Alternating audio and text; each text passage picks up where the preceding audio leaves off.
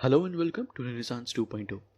आज हम शुरू करने जा रहे हैं क्लास 11th की सोशियोलॉजी की बुक 2 का चैप्टर 3 एनवायरनमेंट एंड सोसाइटी। इस चैप्टर में हम देखेंगे कि कैसे इंसान और एनवायरनमेंट का रिलेशनशिप वेरी करता है, कैसे इंसान और एनवायरनमेंट एक दूसरे को अफेक्ट करते हैं। ये जानना हमारे लिए इसलिए ज़रूरी है क्योंकि पॉल्यूशन, ग्लोबल वार्मिंग जैसी कई एनवायरमेंटल प्रॉब्लम से हमें डील करना है। बात करते हैं इकोलॉजी की। तो इकोलॉजी का मतलब है इंसान और एनवायरनमेंट के रिलेशनशिप को स्टडी करना, कैसे लिविंग ऑर्गेनिजम्स एक दूसरे से और एनवायरनमेंट से इंटरैक्ट करते हैं। इकोलॉजी एरिया के हिसाब से भी वेरी करती है, जैसे पहाड़ों की इकोलॉजी अलग होगी, रेगिस्तान की अलग होगी। कई बार इंसान भी एक एरिया की इकोलॉजी को मॉडिफाई कर सकता है। जैसे इंडिया में आज लोग आलू बहुत नॉर्मली खाते हैं, पर पहले ये इंडिया में नहीं उगते थे। इसे 17th सेंचुरी में पोर्तुगीज लाए थे और वो इसे बटाटा कहते थे।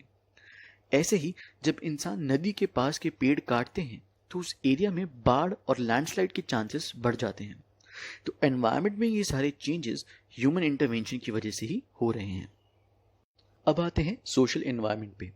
तो सोशल एनवायरनमेंट का मतलब है वो एरिया जहां हम रहते हैं, उस एरिया में कैसे हम नेचर को और कैसे नेचर हमें अफेक्ट करता है। जैसे फॉर एग्जाम्पल पहाड़ी एरियाज में ठंड काफ़ी पड़ती है, तो हमारा पहनावा, खाना पीना, रहन सहन सब वहीं के हिसाब से होता है। ये तो था कि नेचर कैसे हमें अफेक्ट करता है उसका एग्जाम्पल। अब इंसानों ने भी गाड़ियाँ बना रखी हैं, एसी बना रखे हैं, जिनसे पॉल्यूशन और ग्लोबल वार्मिंग होती है। ये था example human affect on nature का। तो ये नेचर और इंसान का जो इंटरेक्शन है, इसे मैनेज करती है सोशल ऑर्गेनाइजेशन। ये मेनली ये डिसाइड करती है कि कौन एक पर्टिकुलर नेचुरल रिसोर्स को यूज कर सकता है। जैसे फॉर एग्जांपल जंगल से जो लकड़ी मिलती है उस पर किसका हक होगा, गवर्नमेंट का या वहाँ के ट्राइबल्स का। सोशल ऑर्गेनाइजेशन ये भी देखते हैं कि कैसे अलग अलग सोशल ग्रुप्स अपने एनवायरनमेंट से इंटरैक्ट करते हैं। सोसाइटी और एनवायरनमेंट का ये जो रिलेशनशिप है ये भी बताता है कि हमारी सोशल वैल्यूज़ कैसी हैं। जैसे जब हम कैपिटलिज्म की बात करते हैं, जहां हमारा मेन एम बिजनेस इंप्रूव करना है, तो यहाँ हम नेचर को ऑब्जेक्ट में बदल रहे हैं, जैसे टेबल, चेयर एक्सेट्रा, जो खरीदे और बेचे जा सकते हैं। अब इस एनवायरनमेंट और सोसाइटी की रिलेशनशिप को और अच्छे से समझते हैं। इसमें एक नेचर वर्सेस नर्चर डिबेट बहुत लंबे टाइम से चलती आ रही है। नेचर साइड बोलती है कि लोगों का बिहेवियर उनके जेनेटिक्स और बायोलॉजी के बेसिस पे शेप होता है, और नर्चर साइड बोलती है कि इंसान जिस तरीके से अपनी सोसाइटी के बीच रहता है और उनसे इंटरैक्ट करता है, उसी से उनका बिहेवियर शेप होता है। यानी एनवायरनमेंट सोसाइटी को अफेक्ट करता है और सोसाइटी इन रिटर्न इंसान के बिहेवियर को शेप करती है।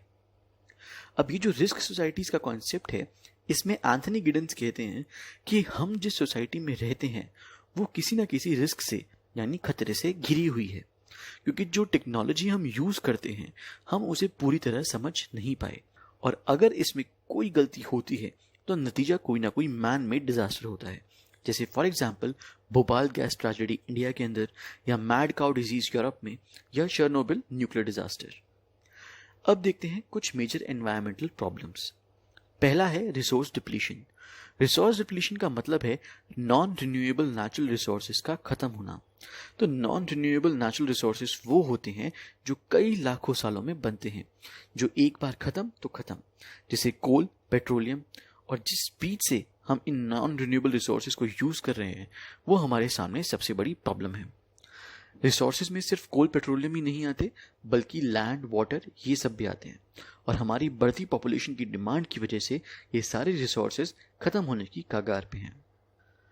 अब अगली मेजर एनवायरमेंटल प्रॉब्लम है पॉल्यूशन। पॉल्यूशन कई तरीके से होते हैं, जैसे air pollution, water pollution, noise pollution. इसमें अक्सर एयर पॉल्यूशन को सबसे खतरनाक माना जाता है। एयर पॉल्यूशन के जो मेन कॉजेज हैं वो है इंडस्ट्रीज और व्हीकल्स का धुआं छोड़ना, लकड़ी और कोयले का घरों में यूज़ होना। गांव में अक्सर लोग इसे खाना बनाने के लिए यूज़ करते हैं।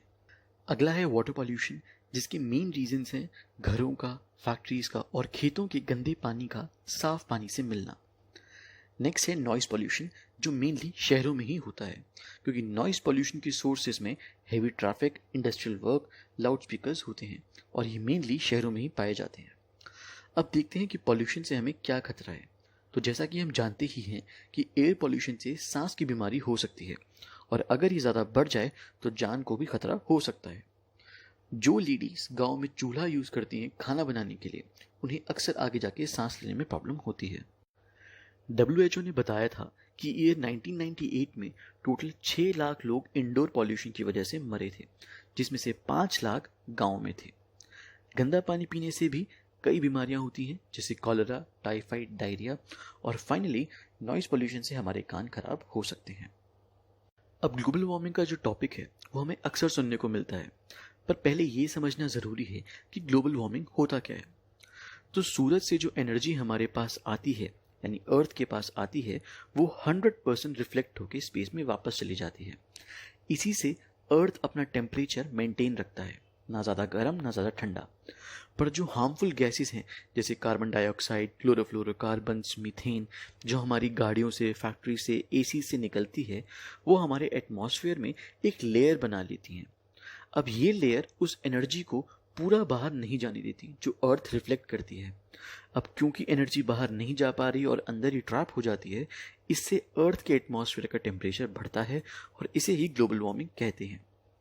इस ग्लोबल वार्मिंग की वजह से जो नॉर्थ और साउथ पोल्स पे जो बर्फ है वो पिघल रही है और समुद्र में पानी का लेवल बढ़ रहा है, जिससे समुद्र के पास वाले एरियाज को सबसे ज़्यादा खतरा है।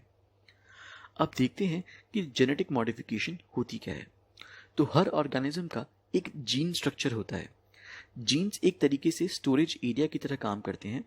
ये वो इंफॉर्मेशन स्टोर करते हैं जो एक पर्टिकुलर ऑर्गेनिज्म का बॉडी स्ट्रक्चर डिफाइन करते हैं। तो जेनेटिक मॉडिफिकेशन में साइंटिस्ट इस स्ट्रक्चर को मॉडिफाई कर देते हैं। जैसे किसी एक फसल को मॉडिफाई करने से उसकी प्रोडक्शन बढ़ जाती है या प्रोडक्शन टाइम कम हो जाता है, कम टाइम में वो फसल उग जाएगी या फिर कम टाइम में वो फसल ज़्यादा अच्छी प्रोडक्शन देगी। ये होता है जेनेटिक मॉडिफिकेशन। अब इसके कई रिस्क भी हैं, जैसे हम इसके लॉन्ग टर्म इफेक्ट्स को नहीं जानते। क्योंकि ये नई टेक्नोलॉजी है। प्लस एग्रीकल्चरल कंपनीज जानबूझ के ऐसे सीड्स बनाती हैं जो सिर्फ एक बार यूज हो सकते हैं, जिससे फार्मर्स उन सीड्स को बार बार खरीदने के लिए मजबूर हो जाते हैं और उन पर डिपेंडेंट हो जाते हैं। नेक्स्ट टॉपिक है natural and man made environmental disasters. कई बार डिजास्टर्स नेचुरल रीजंस की वजह से आते हैं, जैसे flood, earthquake, volcanic eruptions. But कई बार इंसानों की वजह से भी डिजास्टर्स होते हैं, जैसे 1984 की भोपाल गैस ट्रेजेडी, जहां जहरीली गैस लीक होने की वजह से 4000 से ज़्यादा लोग मारे गए थे। अब इस चैप्टर का लास्ट टॉपिक एनवायरमेंटल प्रॉब्लम्स और ऑल्सो सोशल प्रॉब्लम्स। ये काफ़ी इंपॉर्टेंट टॉपिक है और हर बार इस पे एक क्वेश्चन पूछा जाता है। अब जैसा कि हमें पता है, हमारी सोसाइटी में काफ़ी इनइक्वालिटी है और लोग अलग अलग ग्रुप्स में बटे हुए हैं। तो ये एनवायरमेंटल प्रॉब्लम्स हर सोशल ग्रुप को अलग अलग तरीके से अफेक्ट करती है। जैसे फॉर एग्जांपल, ग्लोबल वार्मिंग का इम्पैक्ट अमीरों पे ज़्यादा नहीं हुआ क्योंकि उनके पास एसी घर, एसी गाड़ियाँ, एसी ऑफिस हैं। पर एक गरीब इंसान के लिए ग्लोबल वार्मिंग ज़्यादा बड़ी प्रॉब्लम है और अक्सर ये अमीर लोग अपनी एनवायरमेंटल प्रॉब्लम सॉल्व करने के चक्कर में दूसरों के लिए सिचुएशन और ख़राब कर देते हैं। जैसे एसी ग्लोबल वार्मिंग को और बढ़ाने में मदद करता है। अक्सर जब इन एनवायरमेंटल प्रॉब्लम से बचने की बात की जाती है तो अमीरों को ध्यान में रखा जाता है, जिससे in different social group members के बीच कॉन्फ्लिक्ट राइज होता है। इन प्रॉब्लम्स को सॉल्व करने के लिए जो अमीरों और गरीबों का जो सोशल रिलेशन है उसे चेंज करना बहुत ज़रूरी है, ताकि वो अपनी प्रॉब्लम्स को एक साथ सॉल्व कर पाएँ। तो ये था हमारा सोशियोलॉजी की बुक 2 का चैप्टर 3, एनवायरनमेंट एंड सोसाइटी। ये है इस चैप्टर के कुछ इंपॉर्टेंट क्वेश्चंस, इन्हें सॉल्व करें और अगर किसी क्वेश्चन या टॉपिक में डाउट आए तो आप मुझे कमेंट सेक्शन में पूछ सकते हैं। I will be more than happy to help you. अगर आपको ये वीडियो अच्छी लगी तो इस वीडियो को लाइक करें और हमारे चैनल को सब्सक्राइब करें। Keep studying and thanks for watching.